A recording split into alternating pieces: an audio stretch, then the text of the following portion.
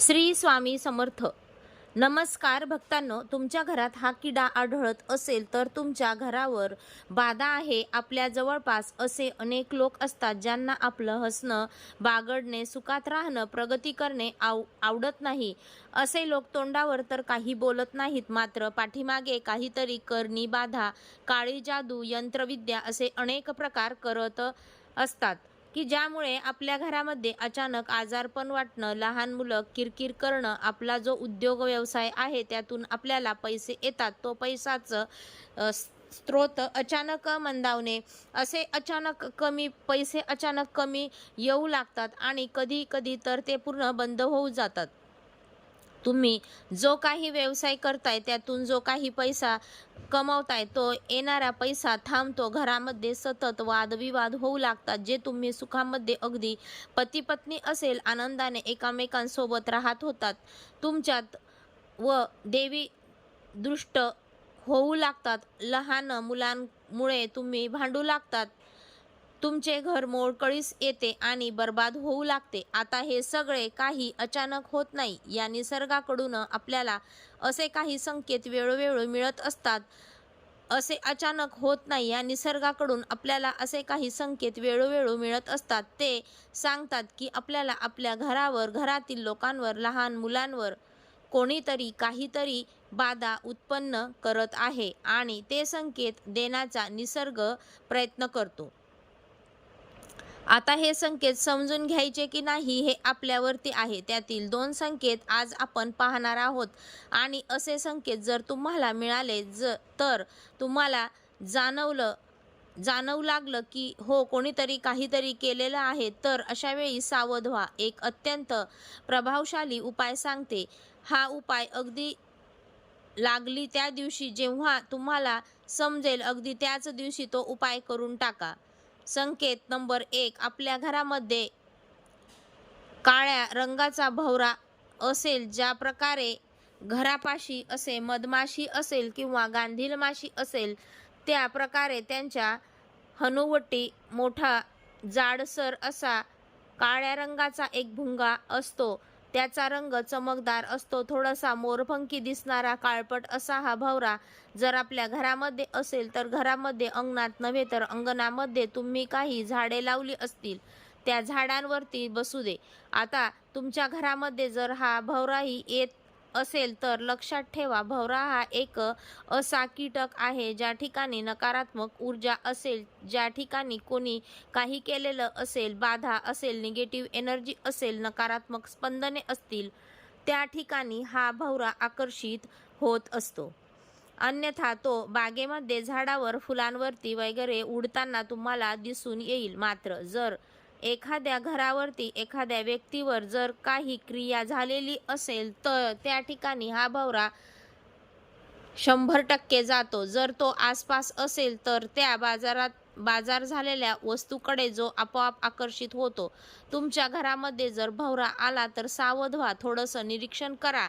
आपल्या घरामध्ये, घरातील लोकांच्या व्यवहारामध्ये, वागण्यामध्ये काही बदल होऊ लागले आहेत का?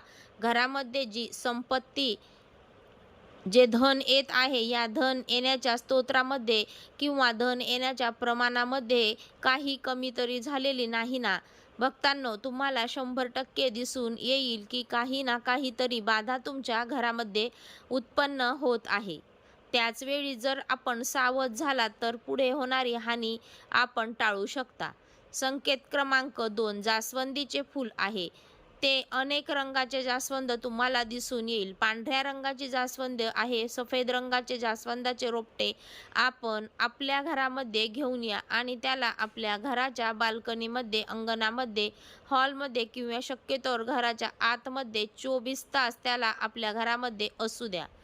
त्याला पाणी वगैरे द्या. जर ते पांढरे जास्वंदीचे रोपटे 24 तासाच्या आत सुकले, पाणी देऊन सुद्धा, सूर्यप्रकाश मिळून सुद्धा जर ते सुकले तर लक्षात ठेवा, जास्वंदीचे हे पांढऱ्या रंगाचे रोपटे असते. ज्या वेळी कुठंतरी काहीतरी बाधा उत्पन्न होतात, काहीतरी नकारात्मक शक्ती, कुणीतरी आपल्यावरती काही करू लागलं आहे, त्या वस्तूंमध्ये हे रोपटे तग धरू शकत नाही. आणि तिसरी गोष्ट, जर एखाद्याने खूप काहीतरी तांत्रिक क्रिया केली असेल, अगदी एखाद्याला जीवनातून उठवण्याचा जर त्याचा प्रयत्न असेल, तर आपल्या समोर असणारी तुळशीकडे जरा पहा. तुम्ही पाणी घालताय, दररोज पूजा करता, तरी सुद्धा ती सुकू लागलेली असेल.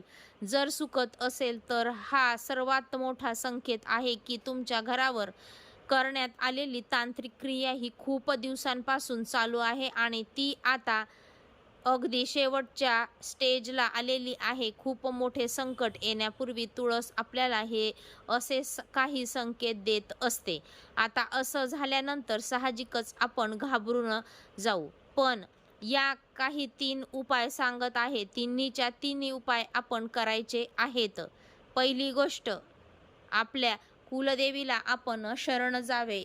आपले जे कुलदैवत आहे, कुलदेवी आहे, ते माहीत करून घ्या. ज्यांना शरण जा त्यांच्याकडे घाराणी मांडा आणि प्रार्थना करा. की दुसरी गोष्ट, तुमचे जे गुरु असतील किंवा तुमची ज्या देवावरती श्रद्धा आहे, हे निष्ठा आहे, त्या देवाला तुम्ही गारानं घालू शकता.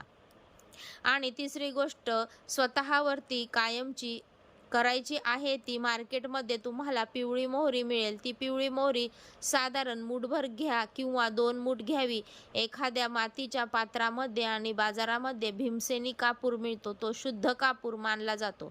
जर नसेल तर उपलब्ध तुम्हाला तात्काळ करायचा असेल तर अगदी साधा कापूर घेतला तरी सुद्धा चालतो. मात्र भीमसेनी कापूर हा सर्वश्रेष्ठ आहे. कापूर घ्यायचा आहे, मोहरी घ्यायची आहे. दोन्ही वस्तू व्यवस्थित एक करा. समप्रमाणामध्ये मोहरी आणि कापूर घ्यायचे आहे आणि त्यानंतर आपल्याला त्या मातीच्या पात्रामध्ये जाळायचे आहे. तर जाळणार कधी?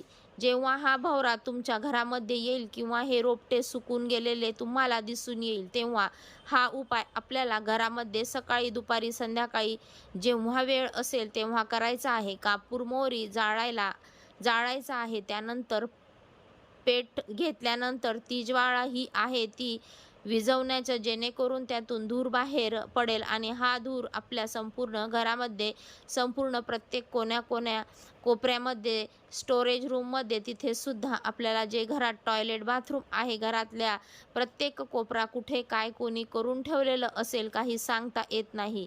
लोक पाण्याच्या माध्यमातून, अगदी कशाच्याही माध्यमातून या प्रकारच्या तांत्रिक क्रिया करतात. म्हणून एकही कोपरा न सोडता संपूर्ण घरामध्ये, बाल्कनी असतील तर बाल्कनीमध्ये हा धूर आपण फिरवायचा आहे. हा उपाय भोवरा येतात किंवा तेव्हाही करा, रोपटं सुकलं तर तेव्हाही करा आणि येणाऱ्या प्रत्येक अमावस्येला हा उपाय रिपीट करा. जोपर्यंत तुम्हाला वाटत नाही ती तुमची घर हे पूर्वीप्रमाणे सुख संपन्न समाधानी बनलेलं आहे, पैसा पूर्वीप्रमाणे येऊ लागलेला आहे, तोपर्यंत दर अमावस्येला हा उपाय आपण रिपीट करत राहा. हे जाणणारे आपल्या आसपासच्या असतात अशा लोकांना ओळखायला शिका आणि त्यांच्यापासून शक्यतोवर आपले जे केस असतात आणि नखे असतात, ते वस्त्र असतात, या गोष्टी अशा लोकांच्या हाती लागू देऊ नका. ह्या गोष्टींची पुरेपूर काळजी घ्या. मित्र आणि मैत्रिणींनो, व्हिडिओ आवडला असेल तर इतरांसोबत शेअर करा, लाईक करा, सबस्क्राईब करा आणि व्हिडिओ शेवटपर्यंत पाहिल्याबद्दल सर्वांचे मनापासून धन्यवाद. श्री स्वामी समर्थ.